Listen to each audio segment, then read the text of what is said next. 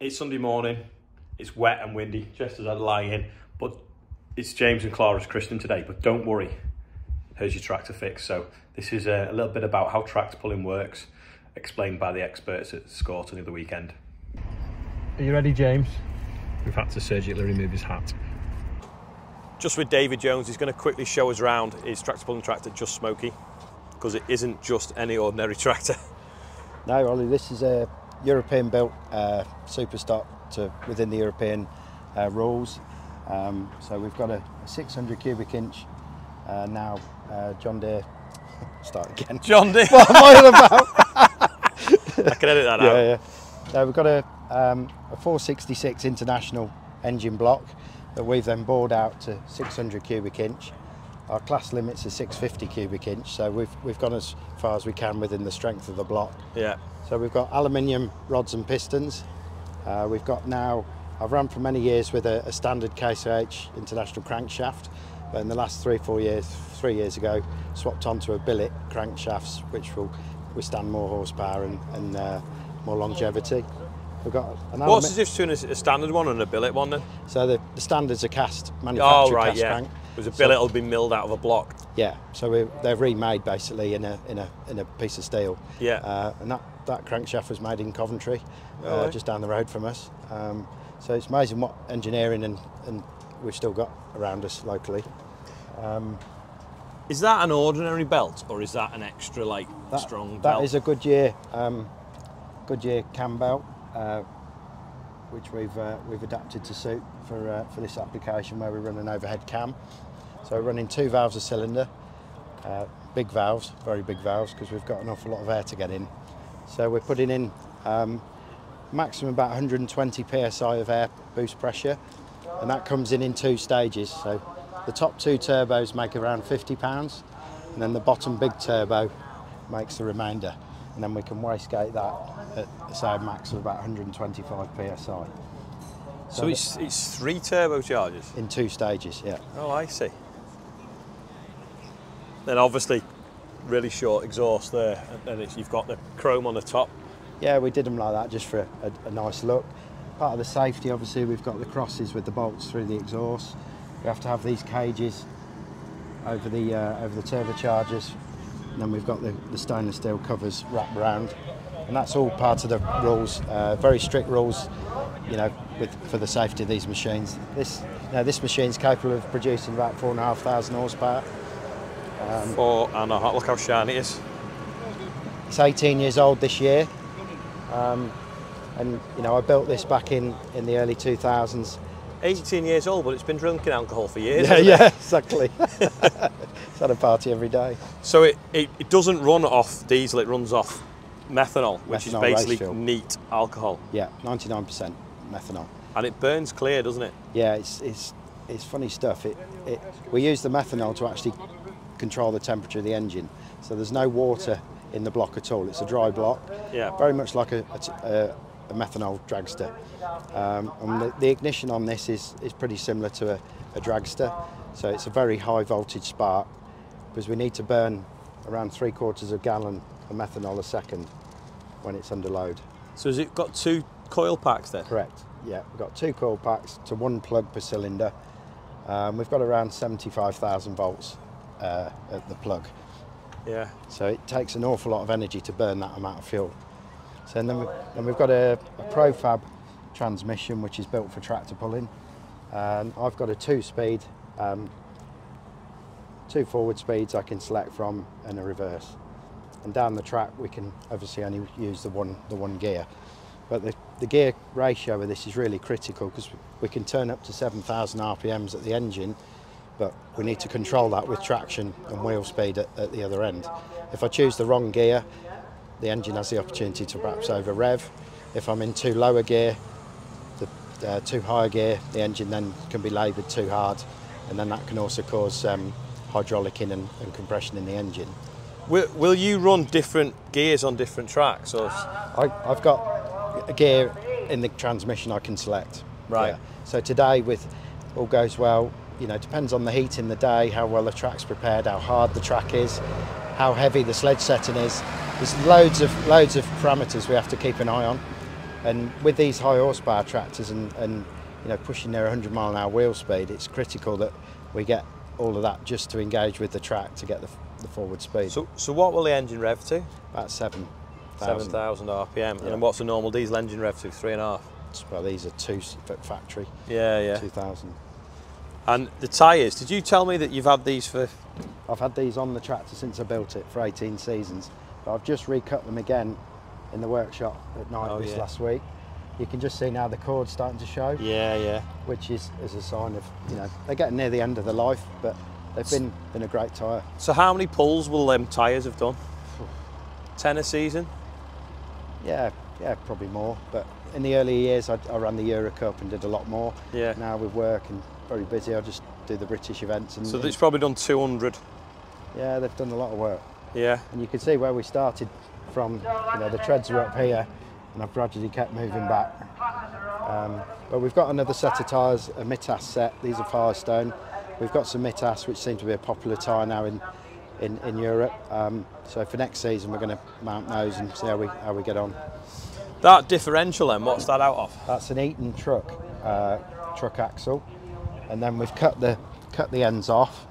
Basically cut them off to narrow the machine so we can get the big tyres on to get them in a trailer. Yeah. And then the actual planetaries are Case Steiger planetaries inserted into a magnesium casing so we could reduce a lot of weight. Yeah.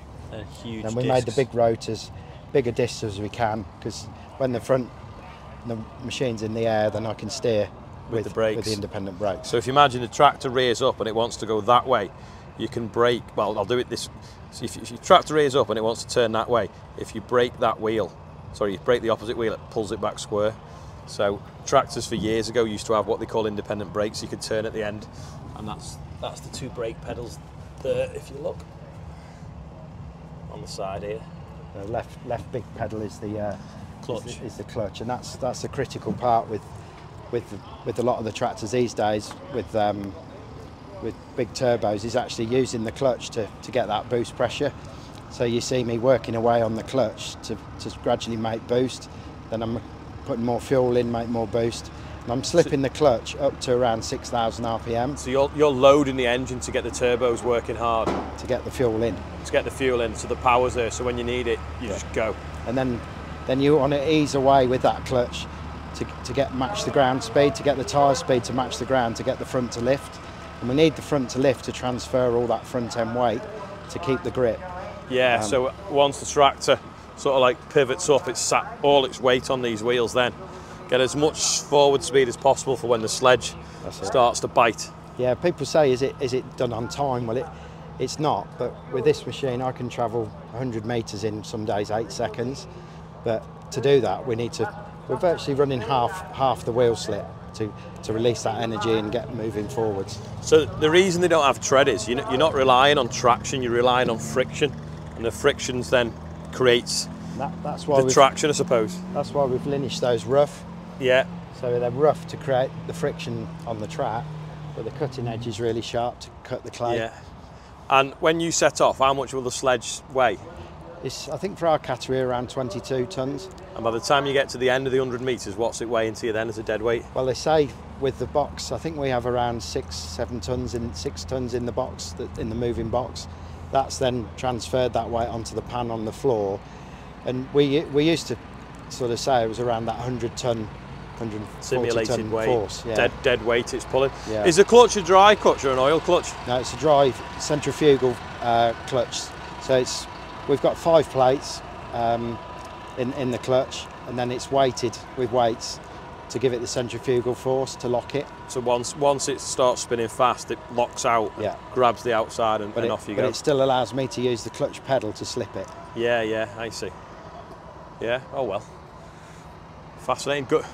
Good luck later. And it's a cheap sport because you say you built this 18 years ago. I'm all about doing things well at the time, and we put a lot of time and energy into the major components and doing things well then. And to be honest, we've had an awful lot of fun over those years. We've changed 2 engine blocks over that time. It's the machining and the time we put into it more than the cost of the parts, because that's how we go with it. But I've got a lot of good contacts in Holland and America that I've, you know, through the years of running this tractor and Superstock, we've made some great friends, and we all share ideas and try and improve each other. And you know, to me, that's what it's all about. Yeah. Thanks a lot, David. I think in a bit we probably should go and have a look at the sledge when they're not using it, and you can talk us around exactly how that works. Then you know exactly what tractor pulling's all about. Obviously we're here with the quad track, just playing, just basically showing what a real tractor can do that's not got thousands and thousands of horsepower. It's not very exciting with a real tractor, but it just shows you what traction can do rather than friction. Oh yeah, David just pointed out that this only weighs 3.5 tons and the quad track weighs 27 tons. So we've just looked at like absolutely, I don't know what you call it, feat of engineering. So now you're going to look at this. Now Benji's going to show us his one, which is a little bit more tractor-like, apart from it has got a combine engine in. So what did you say that's out of a Deutz? It's out of a Deutz, probably a 2680 combine. That sort of era, yeah, 6.1 litre, air-cooled. With? The injector pump's off of a New Holland TX 60 combine. series combine. It's just a bit bigger, delivers a bit more fuel. So we've got a combine engine off one make, off a Deutz, and we've got a New Holland combine fuel pump. And then it's air-cooled, but you've then put electric fans on it as well. Yeah, so the original air fan would have been driven off the belt, but that just draws horsepower, so we took that off along with the alternator and put electric fans on it. So when you're pulling, do you turn them off? Yeah, no, as soon as you no, leave I the turn them start line? on. So I warm up, and then when we go out onto track, I try and make a point of switching them on so I don't forget, and then they just keep it cool. It's quite efficient. But we get back to the pits and it's quite warm, but 5-10 minutes later it's cool as a polar bear's piss. And this is running off diesel? Yeah, just turbo diesel, yeah, one turbo, big turbo. Single turbo. Just hidden up in there under that shield. Yeah, so that's in case it blows up.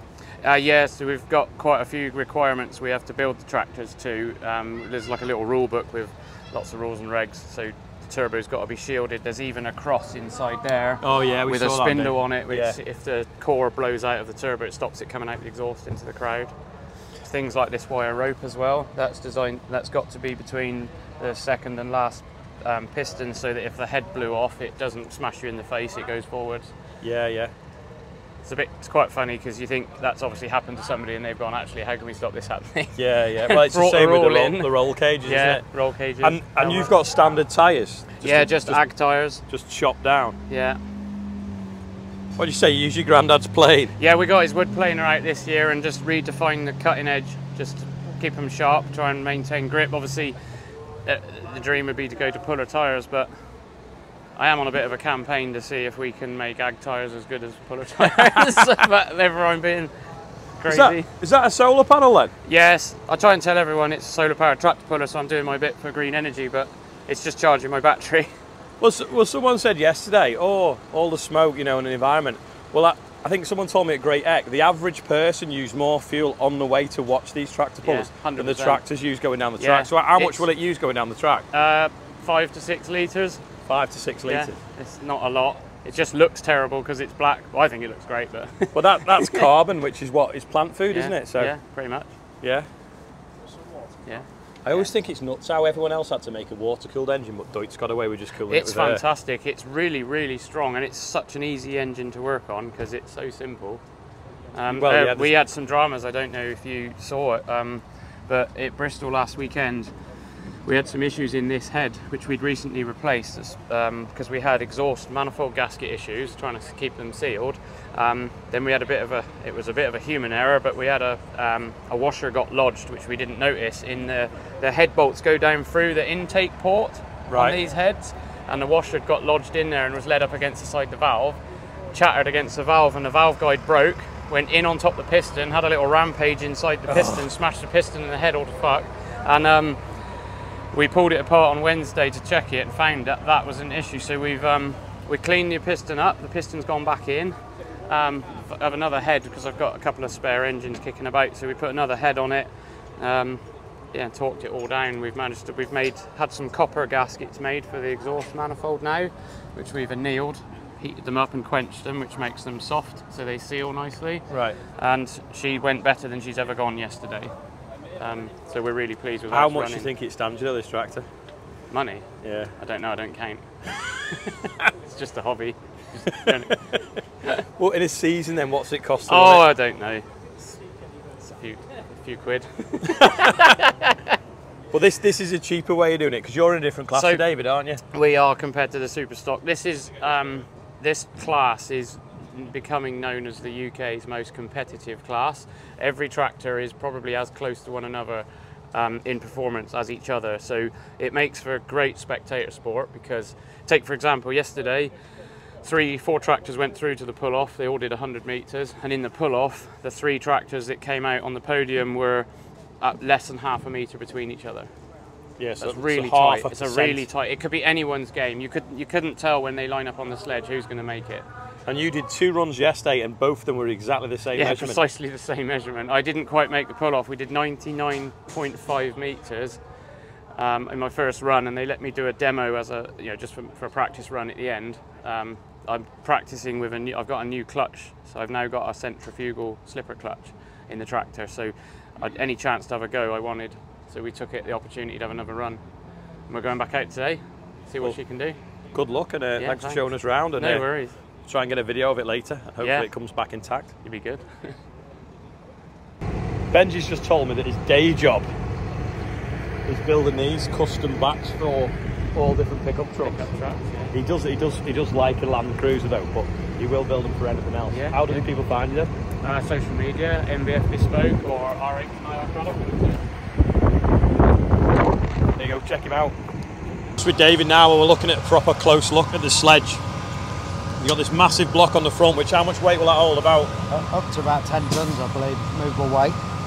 And then if you look inside, you've got a chain like you'd have on a forklift mast that pulls the weight forwards. As the weight comes forwards, it transfers it off the wheels, which it move easily onto this pan, and that's got like teeth underneath that go down on hydraulic rams and make it grip into the floor, and it just becomes a dead weight.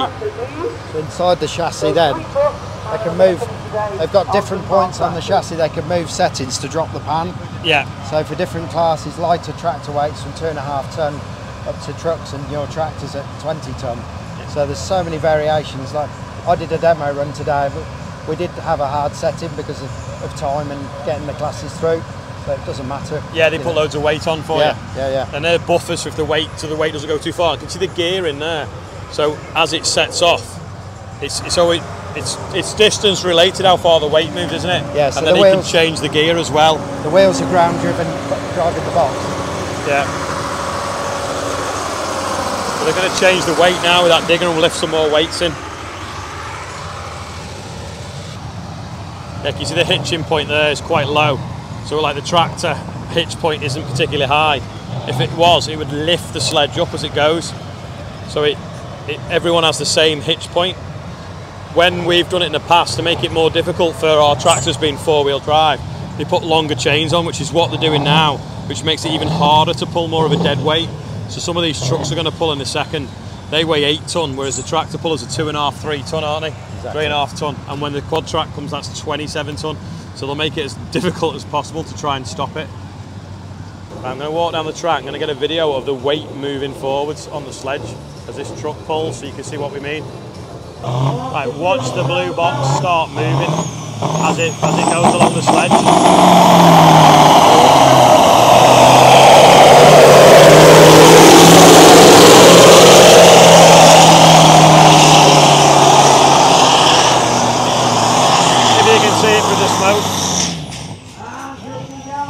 You could though, as it just went past here, you saw it kind of like slide forwards. Full pull, I think, 100 metres.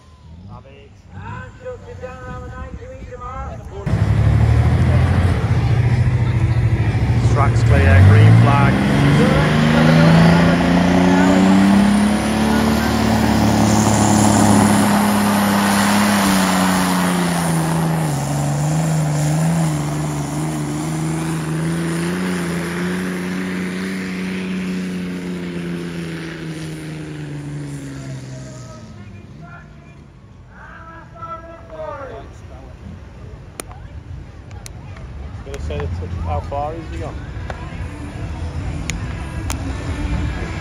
90 summer, wasn't it, mate? Martin's done his hair especially for this. All dressed up today, christening day today. Happy christening day to James and Clara. It's been a lovely day there. But we've got birthdays to get on with, so I've dressed for the occasion. Happy birthday, Matilda Kilmalny.